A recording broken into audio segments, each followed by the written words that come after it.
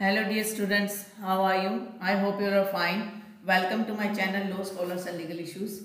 I am Advocate Vanita. I am presenting here again with another important topic that is relating to IPC. In the last previous class of IPC, we have already discussed about the concept of abatement.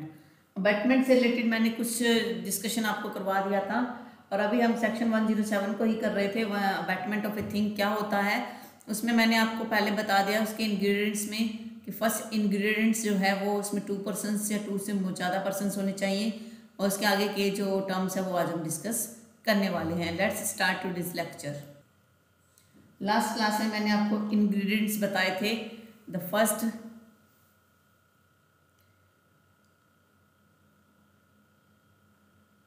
Last class में हमने किया था कि 2 persons होना चाहिए। सबसे पहले 2 और मोर पर्सन्स होना चाहिए। अगर 2 और मोर पर्सन्स है तभी किसी एक्ट को किया जा सकता है, तभी एक्ट ऑफ अबैटमेंट जो है वो काउंट होगा। एक्ट ऑफ अबैटमेंट काउंट होगा।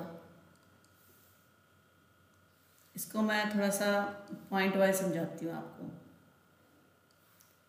मैंने आपको बेसिक इंग्रेडिएंट्स क्या बताए थे, बेसिक बताए थे आपको कि पहला तो क्या होना चाहिए,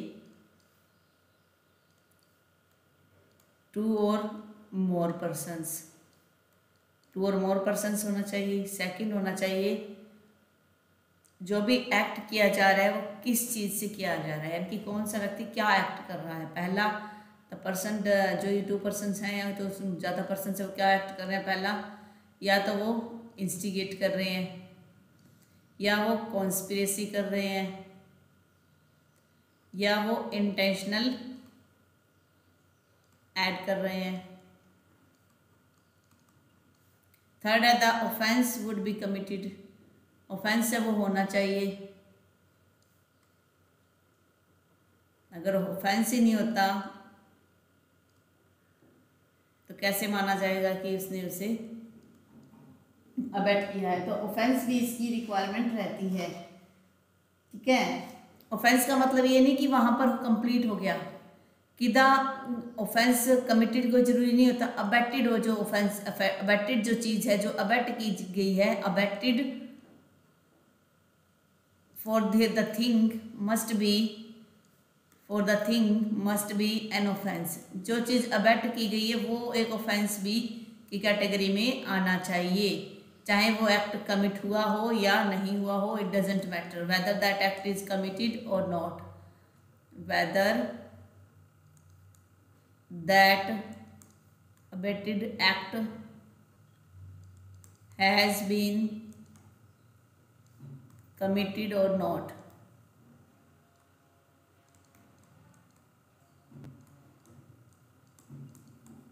कमिट हुआ है नहीं हुआ इससे कोई मतलब नहीं है। तो ये वाला हमने पढ़ ही लिया था, आपको आइडिया हो ही गया है कि जब भी हम एक्ट की बात करते हैं तो इसका मतलब उसमें इलीगल ओमिशन भी साथ में ऐड होता है कि अगर आपको कोई एक्ट करना था और आपने नहीं किया तब भी और अबैट की कैटेगरी में आ जाएगा। आज हम डिस्कस कर रहे हैं हमारा topic abatement by instigation. Abatement by instigation, इसके अंदर क्या होता है? देखिए, कोई भी व्यक्ति तभी इंस्टिगेट माना जाएगा जब वो किसी व्यक्ति को इंसाइट कर रहा है। इंसाइट का मतलब होता है उसको शय दे रहा है, एक व्यक्ति दूसरे व्यक्ति को शय दे रहा है। सेकंड, अगर आप समझो इसके अंदर और क्या क्या वर्ड्स यूज हो सकते हैं, अर्ज, अर्ज का मतलब होता है किसी को प्रेरित कर रहा है। ये अलग अलग पॉइंट्स हैं, कई बार एग्जाम में भी लिखा हुआ आता है कि वेदर ए पर्सन अर्ज is fall under the category of abatement. फिर मान लीजिए कोई व्यक्ति गोड कर रहा है, कोड्स, गोड्स का मतलब होता है कि किसी को आगे बढ़ा रहा है कि चल तू आगे जा, हम तेरे पीछे हैं, किसी को आगे बढ़ा रहा है। हालांकि ये सारे के सारे टर्म मिलती जुलती लगती हैं लेकिन इनमें थोड़ा सा बेसिक डिफरेंस है।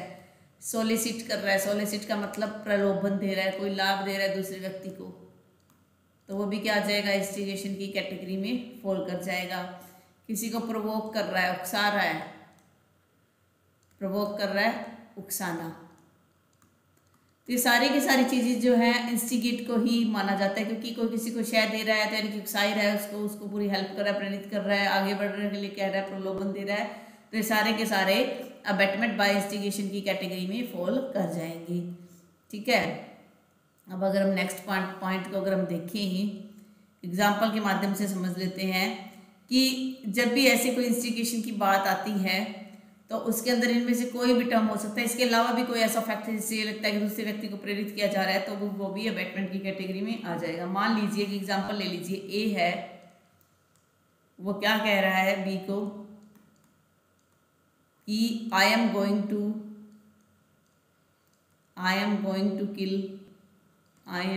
टू किल सी।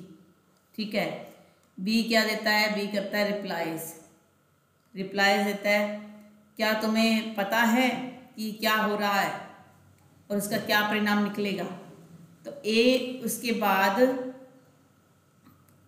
उसको ये रिप्लाई देता है कि क्या तुम्हें इसके परिणाम का पता है, लेकिन ए क्या करता है, उसके बाद परिणामों की बात सुनकर ए उसकी बातों को सुनकर किल्स सी को वो किल कर देता है।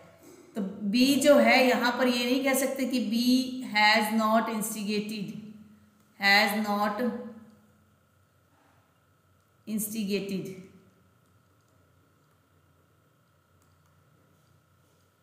Not been instigated by B. तो यहाँ बी ने उसको कोई इंस्टिगेट नहीं किया, प्रेरित नहीं किया, वो तो उससे कह रहा है कि क्या आपको इसके परिणाम का पता है।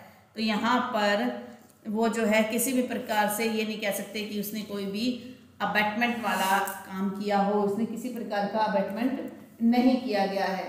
तो अगर आप बात करते हो कि ये बेसिकली ये जो वर्ड्स है कहीं भी डिफाइन नहीं किए गए हैं, अबेटमेंट का कोई specific meaning, no specific meaning is defined, no specific meaning is defined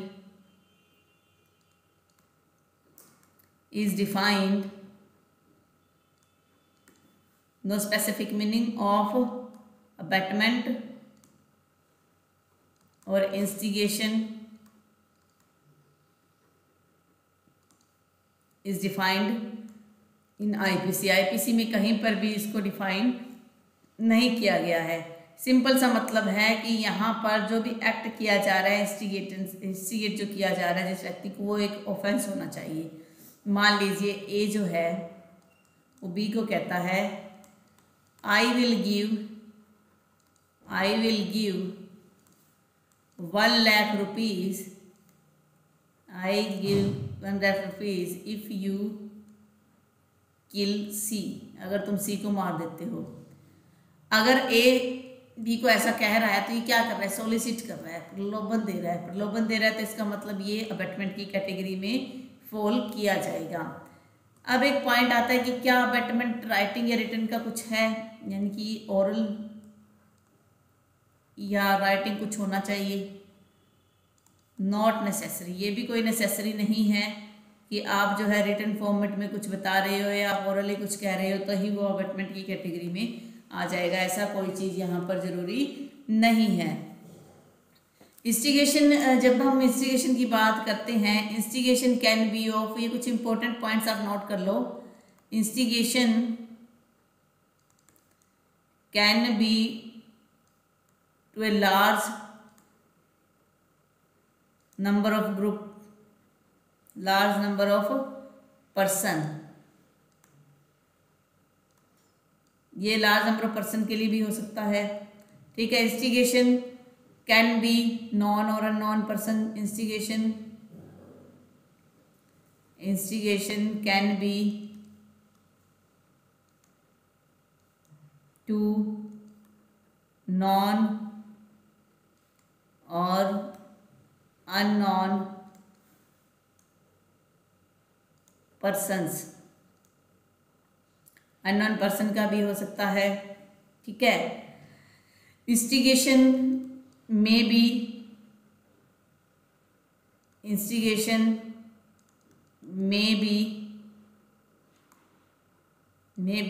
any act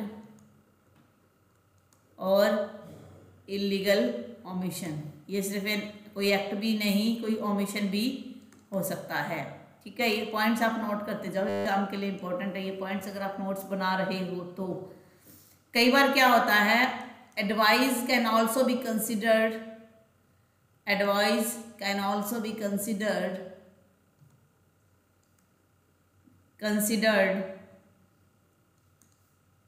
to be instigation, but advice जो है इंस्टिगेशन हो सकता है, but it depends the relationship, it depends upon the relationship of parties,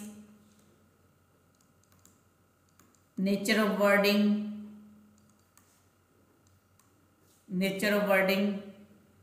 etc. किस प्रकार के शब्द आप कह रहे हो, क्या वो उकसाने की बात हो रही है या नहीं हो रही है, ठीक है। फिर अब कुछ एक क्वेश्चन को डिस्कस करते हैं इसी से रिलेटेड।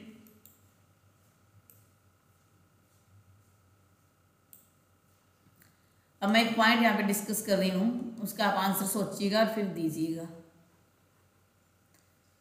थ्रेट और fear,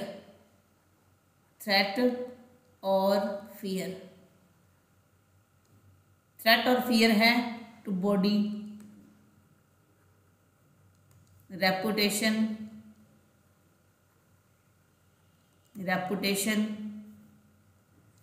any kind of physical force, any kind of physical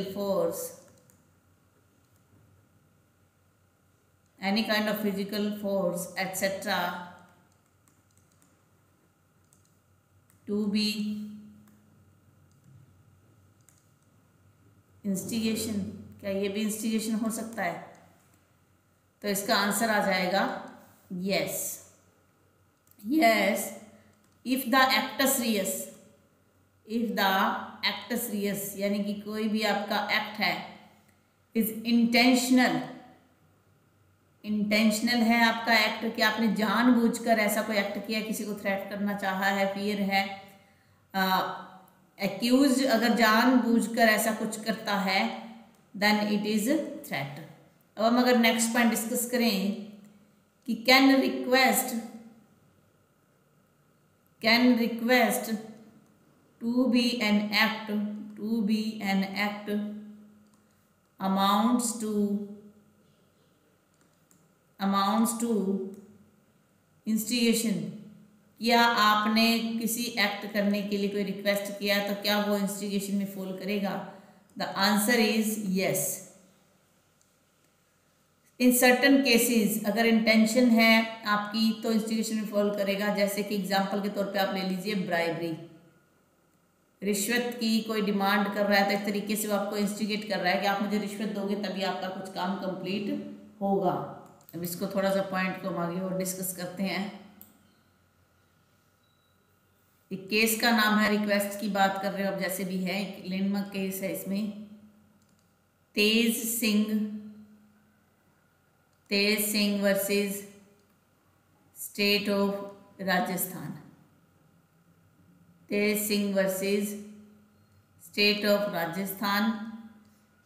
ये केस जो है वो राजस्थान हाई कोर्ट का है, 1957 का एक केस है, लेकिन एक इम्पोर्टेंट केस है समझने के पॉइंट ऑफ व्यू। इसमें क्या है कि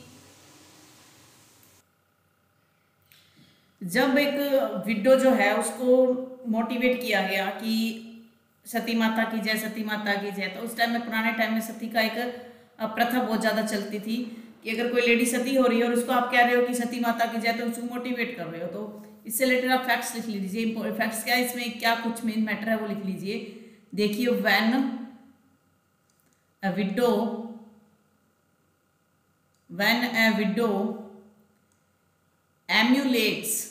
एम्यूलेट्स का मतलब अनुकरण कर रही है, पीछा कर रही है, फॉलो कर रही है, हर सेल्फ कमिटिंग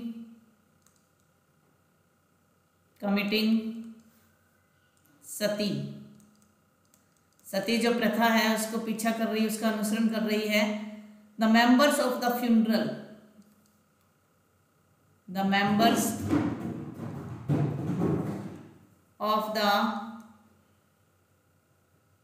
फ्यूनरल जो मेंबर हैं फ्यूनरल के, funeral procession of her husband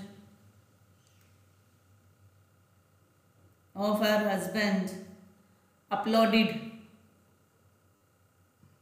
का मतलब ऊंचे स्वरों में, her resolve, अपलोडेड हर, उसको प्रेरित कर रहे थे, अपलोड कर रहे थे, bye resolve, bye shouting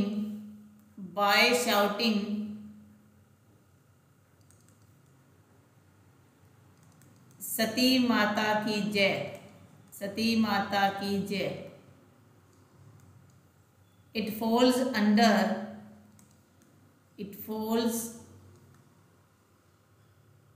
the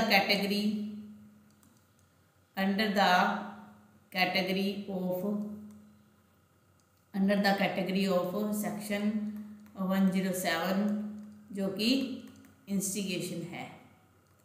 तो उस कैटेगरी में ये फॉल कर रहा है इंस्टिगेशन की। तो ये है मेन केस जो आपको रिवाइज करना है। इसके बाद अगर हम एक और प्रोविजन करें, जो एक्सप्लेनेशन 1 है वो कहता है इंस्टिगेशन में भी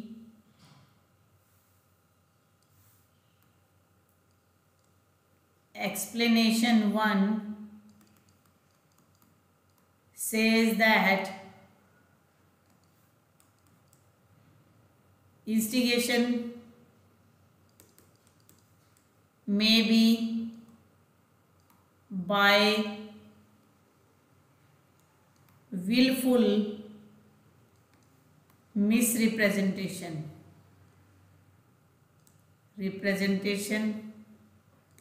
और willful concealment, दोनों चीज़ों में भी अगर आपने किसी ने जानबूझकर गलत अपने आप को प्रेजेंट किया है या जानबूझकर वो कुछ छुपा रहा है तो वो क्या माना जाएगा, इंस्टिगेशन माना जाएगा। एग्जाम्पल देखिए, एक पुलिस ऑफिसर है, उसकी ड्यूटी है कि उसको सी को गिरफ्तार करना है। ए जाता है बी के पास, बी की जो है जेड के साथ कुछ रंजिश है। बी कहता है ए को कि जेड जो है वही सी है। ए क्या करता है, सी को जेड समझकर अरेस्ट कर लेता है। यहाँ पर बी ने जो विलफुल कंसीलमेंट किया कि कौन सी है कौन जेड है, तो ये यहाँ पर इंस्टिगेशन का काम कर रहा है। तो ये है इंस्टिगेशन की कुछ प्रोविजन जो मैंने आपको अभी डिस्कस कर दिया। हालांकि इससे रिलेटेड काफ़ी एग्जांपल्स हैं जो मैं आपको नेक्स्ट क्लास में कवर अप करवाऊंगी, अदरवाइज ये लेक्चर बहुत लेंथी हो जाएगा।